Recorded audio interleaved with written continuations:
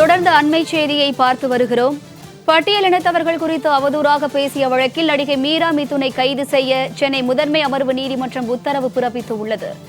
மீரா மிதுனை வரும் 11ஆம் தேதி ஆஜர்படுத்த சென்னை மத்திய குற்றப்பிரிவுக்கு சென்னை முதன்மை அமர்வு நீதிமன்றம் உத்தரவு பிறப்பித்துள்ளது. கூடுதல் விவரங்களை செய்தியாளர் மகேஸ்வரி வழங்க கேட்கலாம். வணக்கம் மகேஸ்வரி, கூடுதல் விவரங்கள். பட்டியலினத்தவர் குறித்து அவதூறாக பேசி சமூக வலைதளத்தில் வீடியோ வெளியிட்ட நடிகை மீரா மிதுன், அவருடைய நண்பர் சாம் அபிஷேக் ஆகியோருக்கு எதிராக வன்கொடுமை தடுப்பு சட்டம் உட்பட 7 பிரிவுகளின் கீழ் சென்னை மத்திய குற்றப்பிரிவு போலீசார் வழக்கு பதிவு செய்து கடந்த 2021ஆம் ஆண்டு ஆகஸ்டில் இருவரையுமே கைது செய்கிறார்கள். பின்னர் இருவருமே ஜாமீனில் விடுவிக்கப்பட்ட நிலையில் வழக்கு விசாரணைக்கு ஆஜராகாத மீரா மிதுனுக்கு எதிராக 2022ஆம் ஆண்டு ஆகஸ்ட் மாதம் பிடிவாரண்ட் என்பது பிறப்பிக்கப்படுகிறது. அவரை கைது செய்து நீதிமன்றத்தில் ஆஜர்படுத்த தனிப்படையும் அமைக்கப்படுகிறது.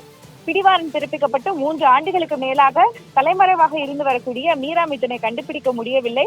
இந்த வழக்கில் வாரண்டை நிறைவேற்றாத போலீசாரினுடைய நடவடிக்கைக்கு நீதிமன்றம் அதிர்ச்சி தெரிவித்திருந்தது. இந்த நிலையில் டெல்லி நகர வீதிகளில் சுற்றி வரக்கூடிய நடிகை மீரா மிதுனை மீட்பு கோரி அவருடைய தாய் தரப்பிலும் மனு என்பது தாக்கல் செய்யப்பட்டிருந்தது.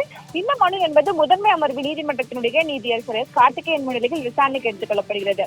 அப்போது காவல்துறை சார்பில் நீதிமன்ற உத்தரவின் அடிப்படையில் சென்னை மாவட்ட சட்டப்பணிகள் ஆணையக்குழு மூலம் டெல்லியில் இருக்கக்கூடிய சட்டப்பணிகள் ஆணையக்குழுவிடம் தகவல் தெரிவிக்கப்பட்டு டெல்லி போலீசாரால் பிடிக்கப்பட்ட மீரா மிதுன் அங்கு இருக்கக்கூடிய அரசு காப்பகத்தில் வைக்கப்பட்டுள்ளதாக காவல்துறை சார்பில் தெரிவிக்கப்படுகிறது.